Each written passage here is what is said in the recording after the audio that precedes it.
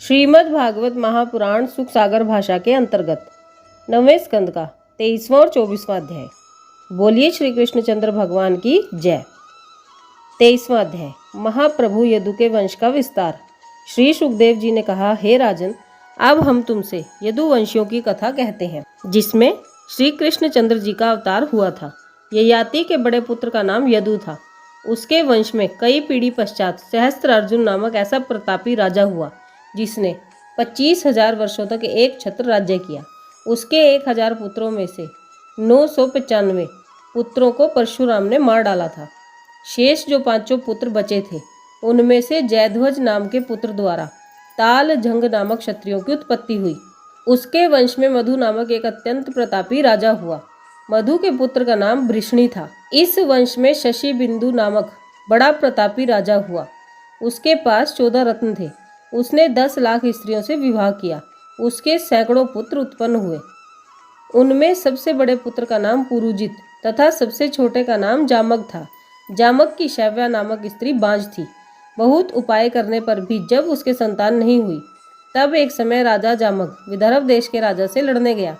वहां से वह किसी भोज वंश की एक परम सुंदरी कन्या को छीन लाया। जब रानी ने यह देखा कि उसका पति अपने रथ पर एक सुंदर स्त्री को लाया है, तो उसने क्रोध करके राजा से पूछा कि तुम इस कन्या को किस लिए लाए हो। उस समय राजा ने भयभीत होकर अपनी स्त्री को उत्तर दिया कि मैं तुम्हारे लिए पुत्र वधू लाया हूँ।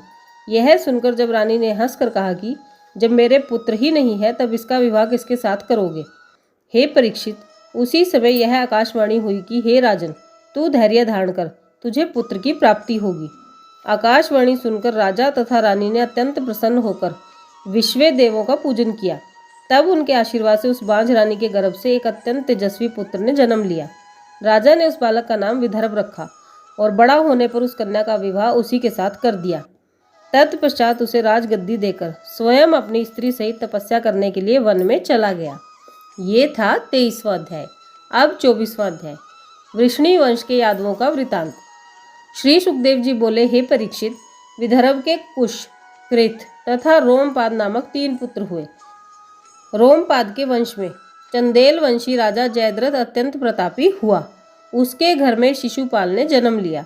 उसी वंश में देवावृद्ध तथा उसका पुत्र विभु ऐसे धर्मात्मा एवं ज्ञानी हुए, जिनके सत्संग से 14,065 मनुष्यों ने मोक्ष प्राप्त किया। विभु के वंश में सत्राजित और प्रसेन ने जन्म लिया। विदर्भ के पुत्रों में युयुधान तथा सात्विक अत्यंत बलवान हुए। युयुधान का पुत्र सुफलक हुआ। सुफलक की गोदनी नामक स्त्री के गर्भ से अक्रूर आदि 12 बालकों का जन्म हुआ। वे सब वृष्णि वंशी कहलाए। यदु के वंश में अंधक नामक राजा अत्यंत प्रतापी हुआ। अंधक का पुत्र दुंदुभि हुआ। दुंदुभि के आहुक नामक पुत्र तथा आहुकी नामक कन्या हुई। आहुक के वेदक तथा गुरसेन नामक 2 पुत्र हुए। देवक के देववान आदि 4 पुत्र और देवकी आदि 7 कन्याओं का जन्म हुआ। उग्रसेन के कंस आदि 9 पुत्र और 5 पुत्रियां हुई। वे सब पुत्रियां वसुदेव के छोटे भाइयों को ब्याही गई थी। देवक ने अपनी देवकी आदि कन्याओं का विवाह वसुदेव के साथ कर दिया। कौशल देश का राजा कुंती भोज शूरसेन से बड़ा स्नेह रखता था। उसके कोई संतान नहीं थी, अतः शूरसेन ने अपनी कन्या उसको ब्याह दी थी। कुंती भोज ने पृथा का विवाह राजा पांडु के साथ कर दिया। पृथा अर्थात कुंती, जो श्री कृष्ण की बुआ थी, जिससे युधिष्ठिर आदि पांडवों का जन्म हुआ। कुंती ने बाल्यावस्था में दुर्वासा ऋषि को अपनी सेवा से प्रसन्न किया था, जिसके कारण ऋषि ने कुंती को देवाहूत नाम की एक ऐसी मंत्र विद्या दी, जिसके प्रयोग से देवता चले आते थे। अतः एक बार कुमार्यावस्था में ही कुंती ने उस मंत्र की परीक्षा लेने के लिए सूर्य देवता का मंत्र जपा। उस मंत्र के प्रताप से सूर्य देव उसी समय आ पहुँचे। तब उन्होंने कुंती से पूछा, हे कुंती, तूने हमें क्यों बुलाया। तभी कुंती ने कहा, महाराज, मैंने तो मंत्र की परीक्षा लेने के लिए यूं ही आपको बुलाया था। यह सुनकर सूर्यदेव ने कहा, हे कुंती, मेरा आना निष्फल नहीं जा सकता। मैं तुझे एक बालक दूंगा। कुंती बोली, हे प्रभु, अभी मेरा विवाह नहीं हुआ है, अतः पुत्र होने से मुझे दूषण लग जाएगा। सूर्य ने उसे समझाते हुए कहा, हे कुंती, तू चिंतित मत हो, तेरा कुमार्य भंग न होगा। यह कहकर सूर्यदेव ने कुंती को अपना प्रसाद दिया। उससे कुंती के कान से एक अत्यंत तेजस्वी बालक का जन्म हुआ। उसे देखकर कुंती आश्चर्यचकित रह गई। तत्पश्चात कुंती ने उस बालक को संदूक में रखकर गंगा जी में बहा दिया। हे परीक्षित, उस बालक का नाम कर्ण हुआ। कर्ण को तुम्हारे पितामह अर्जुन ने मारा था। अस्तु, हमने तुम्हें वसुदेव की बहन पृथा की कथा सुनाई। अब तुम उनकी अन्य चारों बहनों का वृतांत सुनो। दूसरी बहन का नाम श्रुत देवी था। वह कारुष देश के राजा धर्म को ब्याही गई थी। उससे दंत वक्र आदि पुत्रों की उत्पत्ति हुई। तीसरी बहन का नाम श्रुति कीर्ति था। उसका विवाह धृष्ट केतु के साथ हुआ। उससे संतरदन आदि पुत्रों की उत्पत्ति हुई। चौथी बहन का नाम जरा देवी था। इसका विवाह अवंतपुरी के राजा जयसेन के साथ हुआ था। पांचवी बहन का नाम श्रुति भवा था। वह चंदेली के राजा दम घोष को ब्याही गई थी। उससे शिशुपाल का जन्म हुआ। देवकी के अतिरिक्त वसुदेव की 11 पत्नियां और भी थी। उन सबसे भी अनेक संतानें उत्पन्न हुई।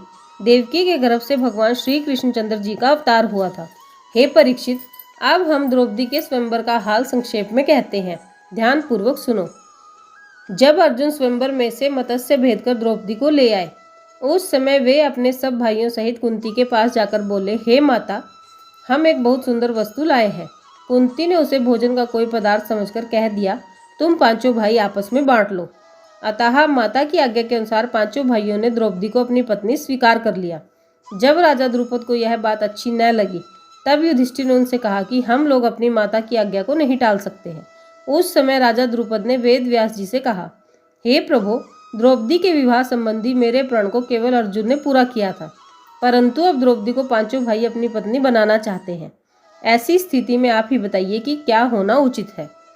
यह सुनकर व्यास जी ने इस प्रकार कहा, हे द्रुपद, हम तुम्हें द्रौपदी के पूर्व जन्म की कथा सुनाते हैं। उसे मन लगाकर सुनो। एक समय देखा कि गंगा जी में एक अत्यंत सुंदर कमल का पुष्प बहता चला आ रहा है।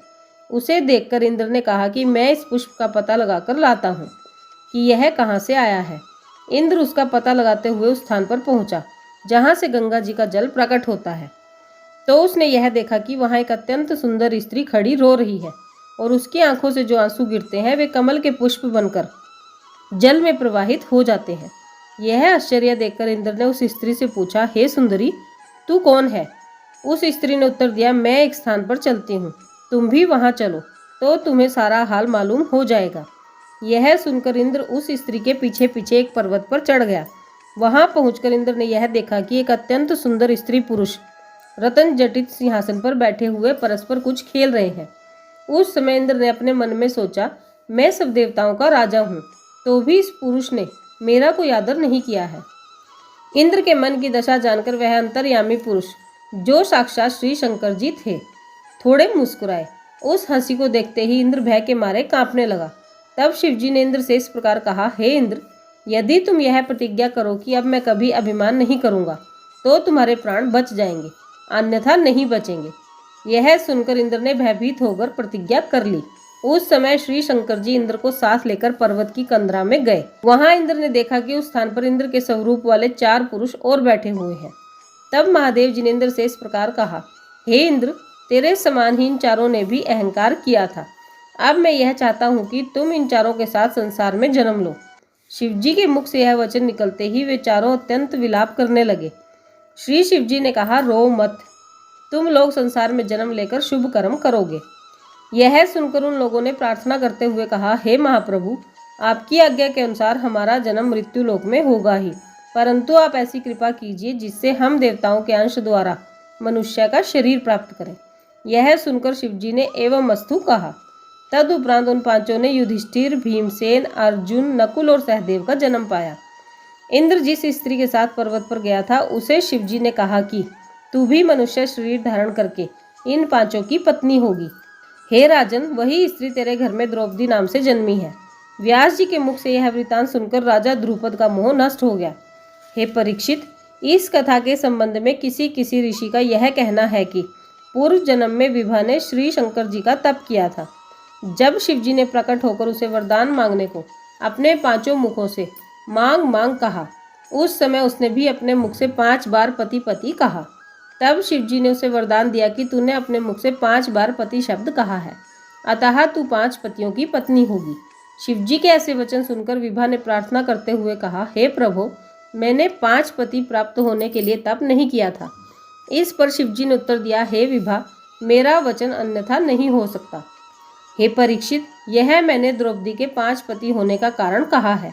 द्रौपदी को अपने 5 पतियों से कलेश न था। वे समय का बंटवारा करके अर्थात एक संतान न होने तक उसे अपने पास रखते थे और संतान हो जाने पर दूसरे भाई की सेवा में द्रौपदी उपस्थित हो जाती थी। ये था 24वां अध्याय। इसी के साथ 9वां स्कंद भी समाप्त हुआ। बोलिए श्री कृष्णचंद्र भगवान की जय। आज की वीडियो में बस इतना ही, फिर मिलेंगे अगली वीडियो में। राधे राधे।